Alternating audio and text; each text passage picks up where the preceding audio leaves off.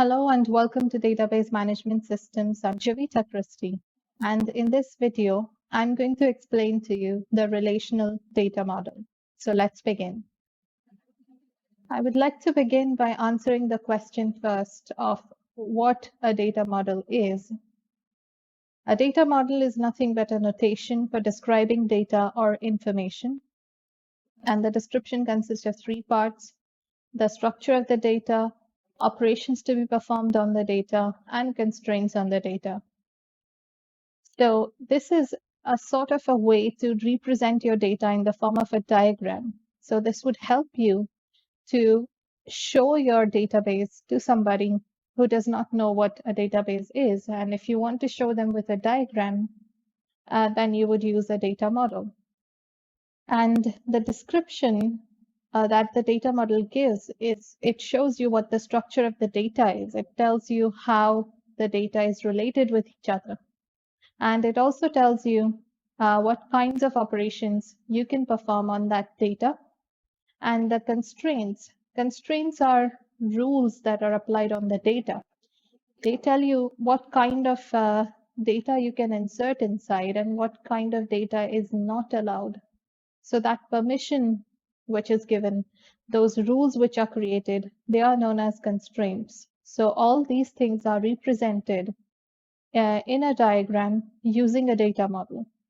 And we are going to study in this video one such data model, which is the relational model.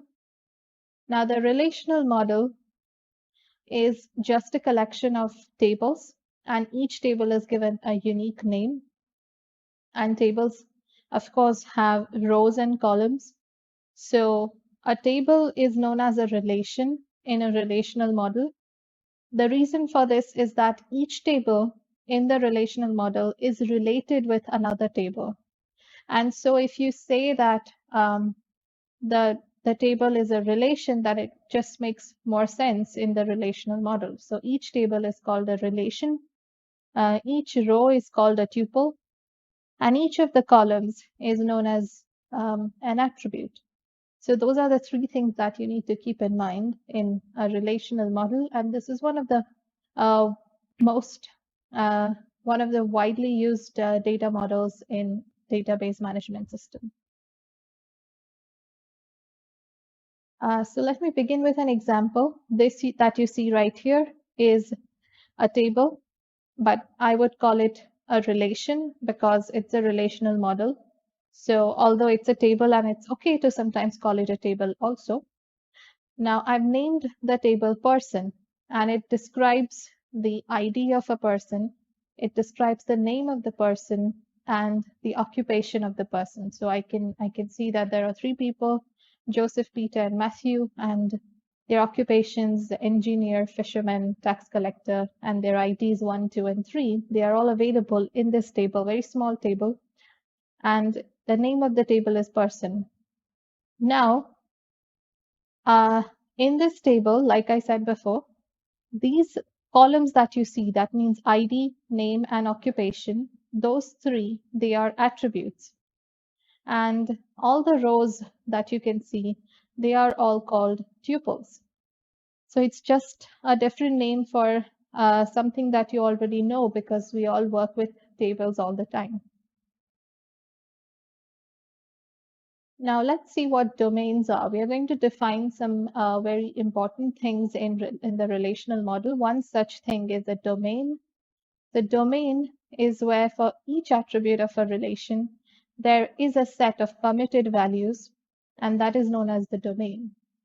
So if I say that occupation, then occupation is a column or attribute in which only occupations are allowed.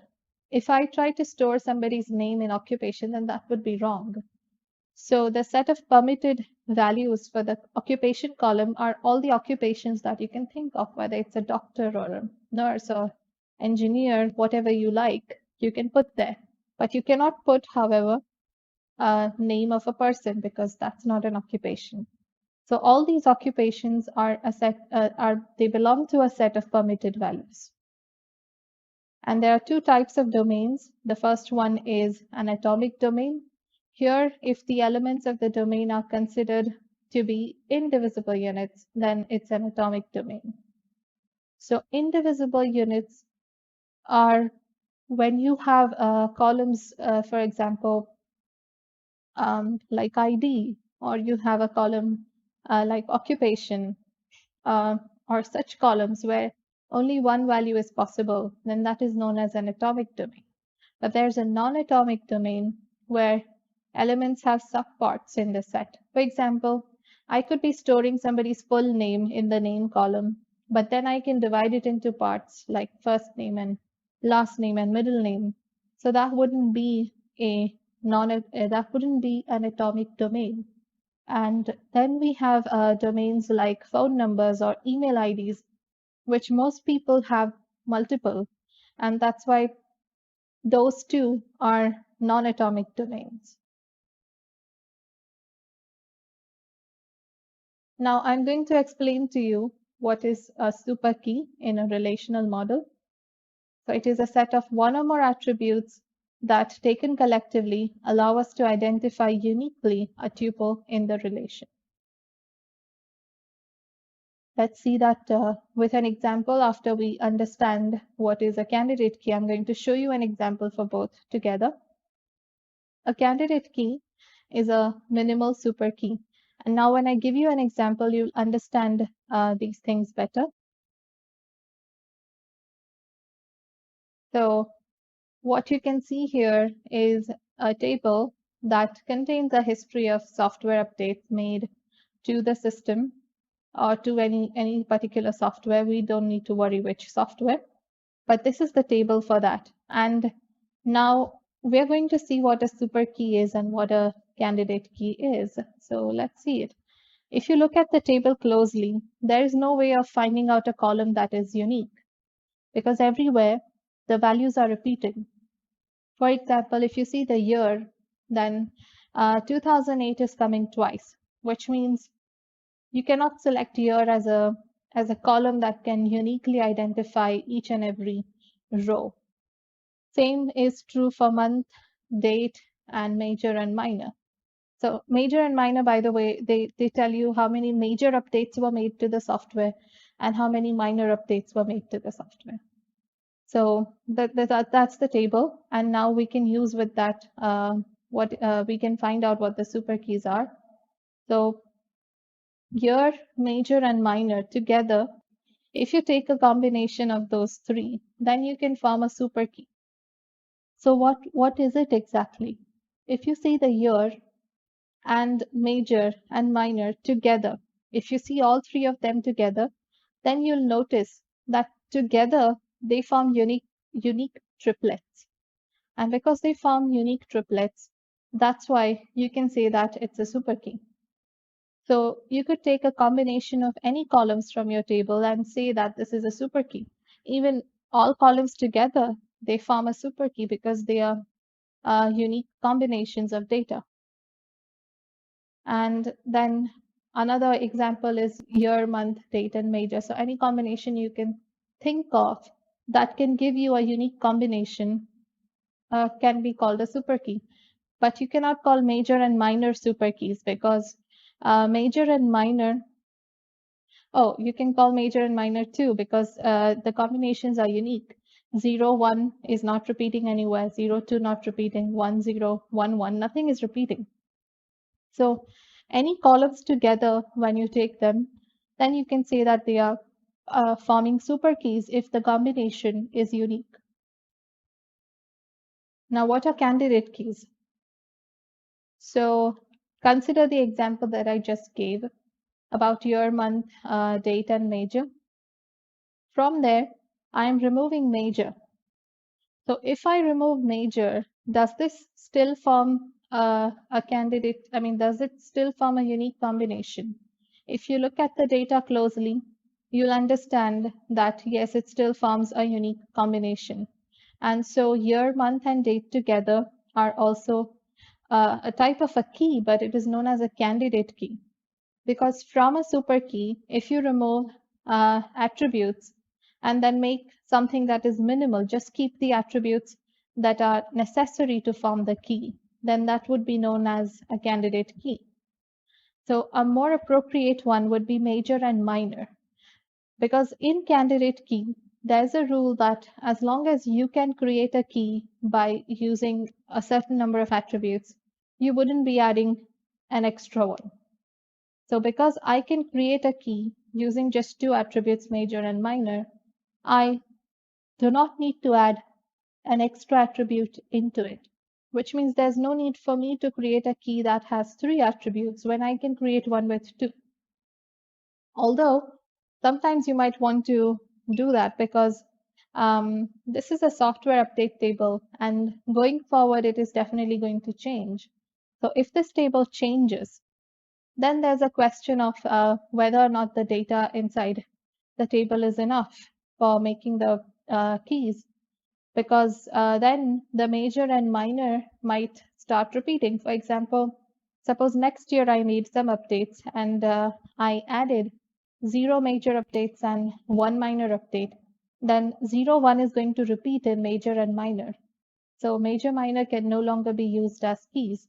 So in that case, I might want to use the year, month, and date as my proper key, because that's the one that would, even in the longer run, remain unique.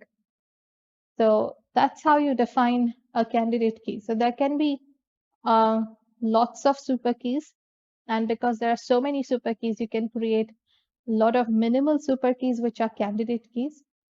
And then next, from the candidate key, we select one key that we actually want to use, which will be known as the primary key.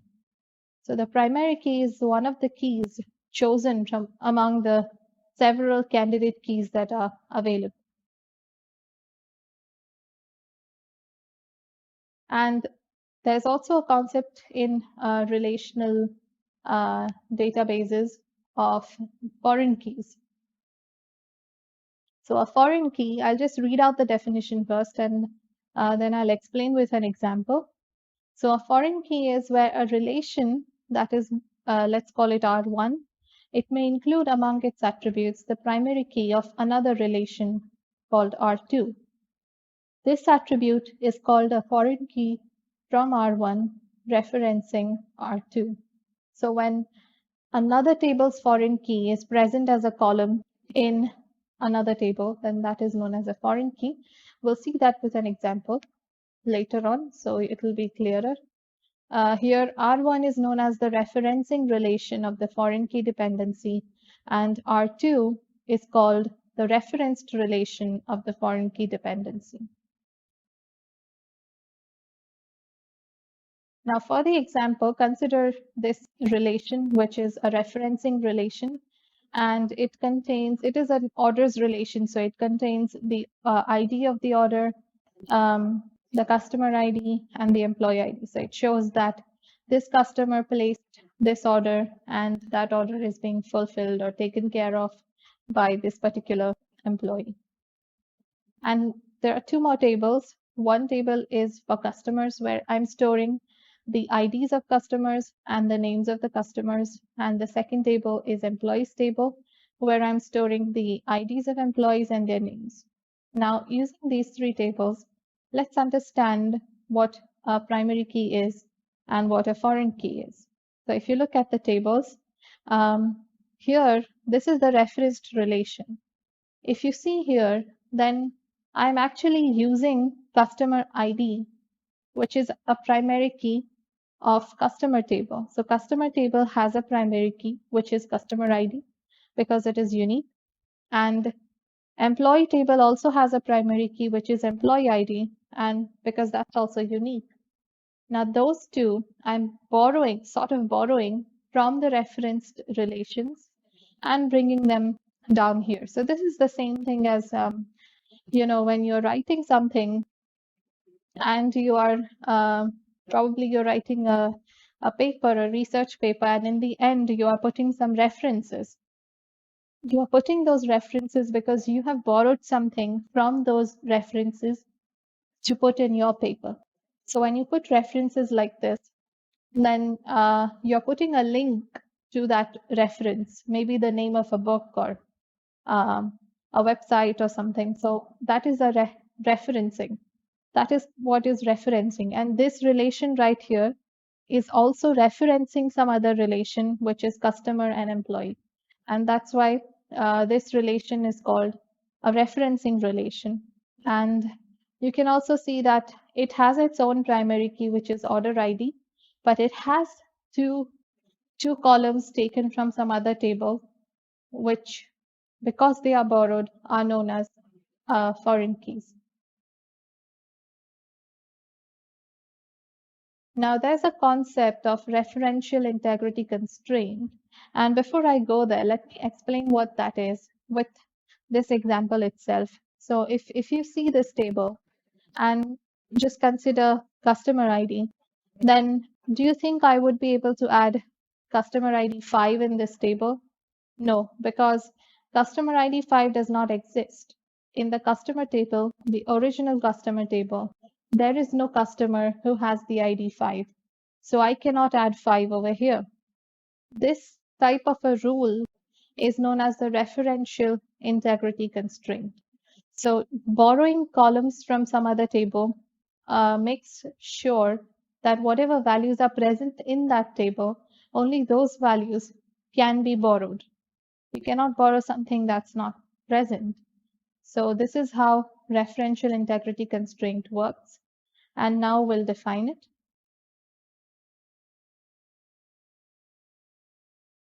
Referential integrity constraint requires that the values appearing in specified attributes of any tuple in the referencing relation also appear in specified attributes of at least one tuple in the referenced relation. So the referencing relation would be orders table, and referenced relations are customer and employee table. And if you check, then whatever is there in customer ID of orders table will also be present in customer ID of customers table. And whatever is present in employee ID of orders table must also be present in employee ID of employees table. That is known as the referential integrity constraint. And that's it for this video. I'll see you in the next one with another data model.